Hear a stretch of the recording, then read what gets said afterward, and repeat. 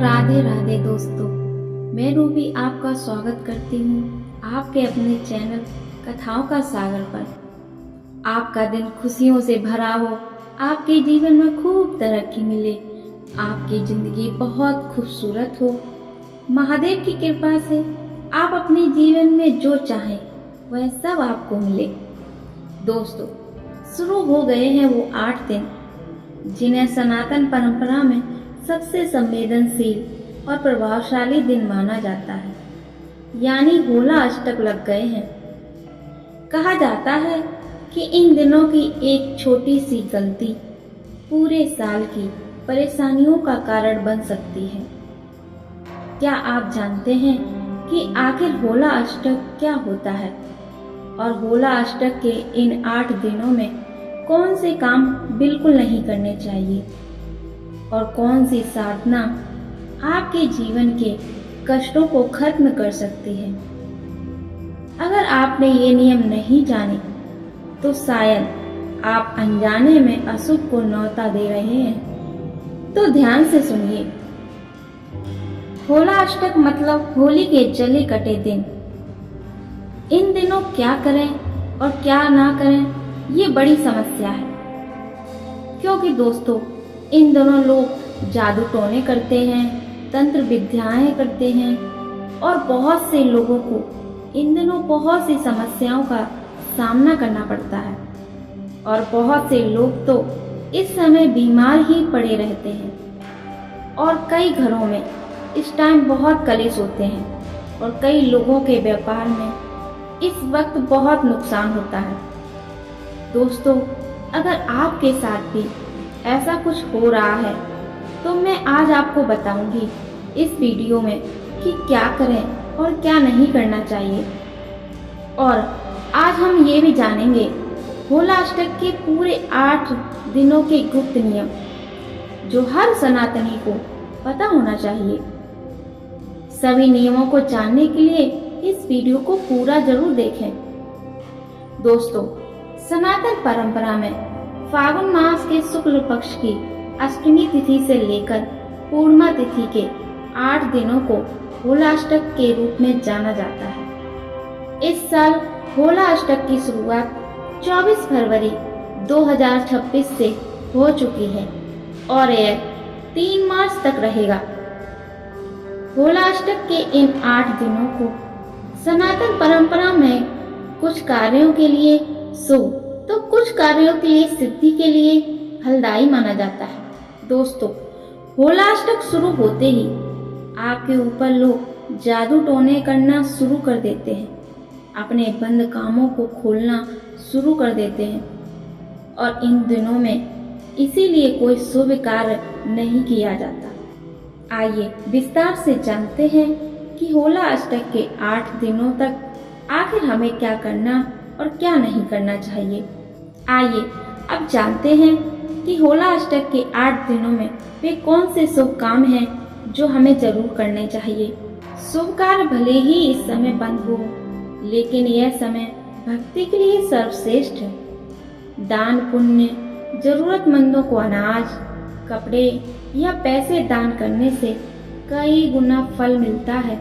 हिंदू मान्यता के अनुसार होला अष्टक के 8 दिनों में जगत के पालनहार माने जाने वाले भगवान श्री विष्णु की विधि विधान से पूजा और उनके मंत्रों ओम नमो भगवते वासुदेवाय इस मंत्र का जाप मानसिक शांति देता है। मानता है जिस प्रकार भगवान विष्णु ने अपने भक्त प्रहलाद के सभी कष्टों को दूर किया था, उसी प्रकार श्रद्धा और विश्वास के साथ पूजा करने पर आपके कष्ट दूर करके आपके सभी मनोकामनाओं को पूरा करेंगे।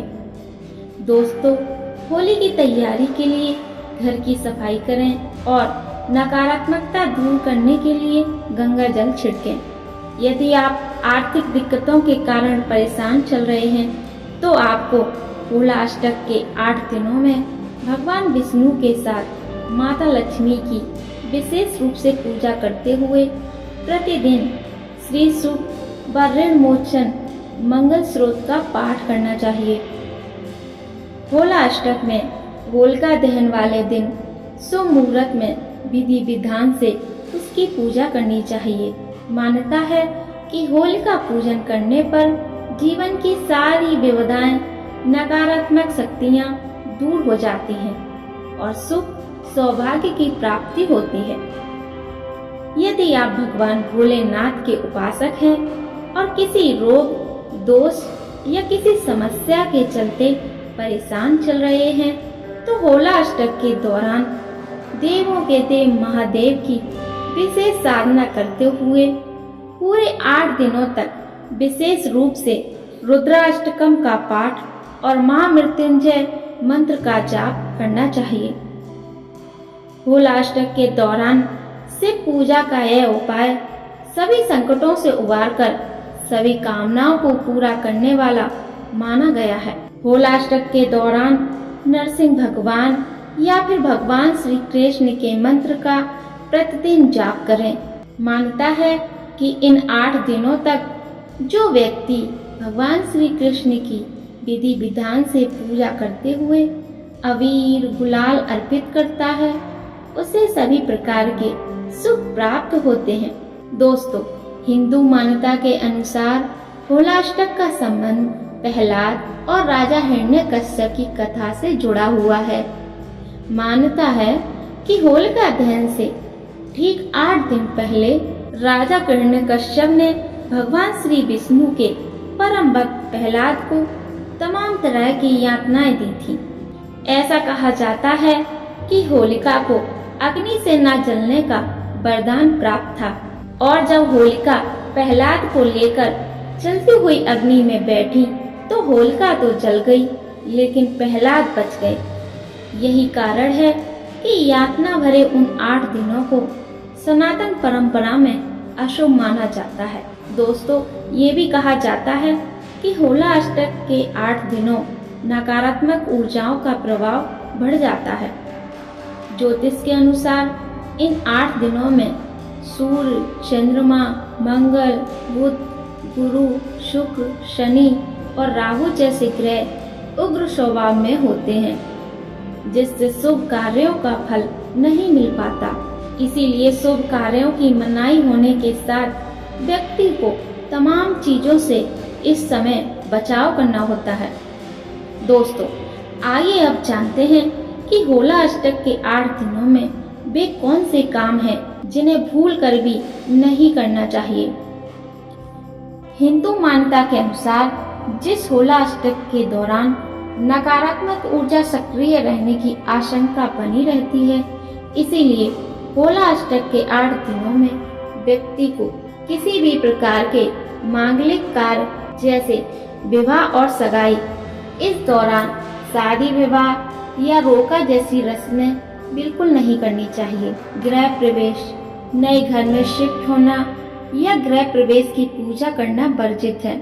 नया व्यापार, नई दुकान खोलना या किसी बड़े बिजनेस डील पर साइन करना टाल दें। संपत्ति और वाहन, नया मकान, जमीन या गाड़ी खरीदना इस समय शुभ नहीं माना जाता। मुंडन और नामकरण, बच्चों के 16 संस्कारों में से कोई भी संस्कार जैसे मुंडन या नामकरण इन दिनों नहीं किया जाता। जनेऊ आदि शुभ कार्य भी नहीं करने चाहिए, अन्यथा उसमें बाधाओं के साथ अशुभ फल प्राप्त होते हैं। इसी प्रकार होला अष्टक के दौरान व्यक्ति को दुख और दुर्भाग्य से बचने के लिए भूल कर भी बाल या नाखून नहीं काटना चाहिए। होला अष्टक के दौरान किसी के साथ वाद विवाद ना करें और नेगेटिव लोगों से दूरी बनाए रखें। तमाम तरह के नियमों के साथ खान पान में भी कुछ एक सावधानी रखने की आवश्यकता होती है। दोस्तों, होला अष्टक के दौरान व्यक्ति को भूल कर भी तामसिक चीजें जैसे मांस, मदिरा का सेवन ना करें। इस दौरान नवविवाहिता स्त्री को मायके में रहने का विधान है। दोस्तों, क्या आप जानते हैं होला अष्टक के 8 दिनों में कुछ चीजें खरीदना भी अशुभ माना जाता है। अगर नहीं जानते तो ध्यान से सुनिए। इन दिनों भूल कर भी ये 5 चीजें ना खरीदें। नंबर 1, सोना चांदी या महंगे आभूषण। इन दिनों कई कीमती वस्तु खरीदना आर्थिक बाधा ला सकता है। नंबर 2, जमीन या मकान। प्रॉपर्टी से जुड़े सौदे टाल देना ही बेहतर माना गया है। नंबर 3, शादी का सामान।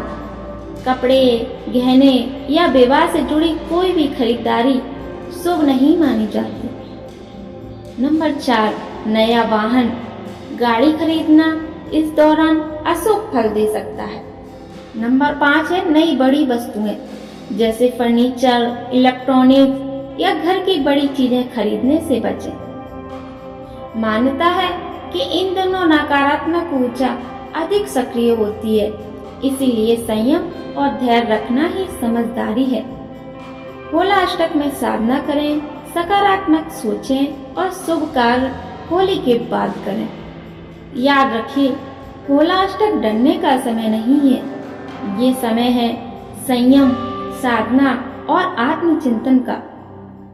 अगर आपने इन 8 दिनों में भक्ति और नियम का पालन किया तो आने वाले समय आपके लिए सुख और समृद्धि लेकर आएगा। दोस्तों, एक विशेष बात जरूर जान लें कि इस साल 3 मार्च 2026 को होलिका दहन की रात चंद्र ग्रहण भी लग रहा है, इसीलिए उस दिन सूतक काल के नियमों का पालन करना भी जरूरी होगा।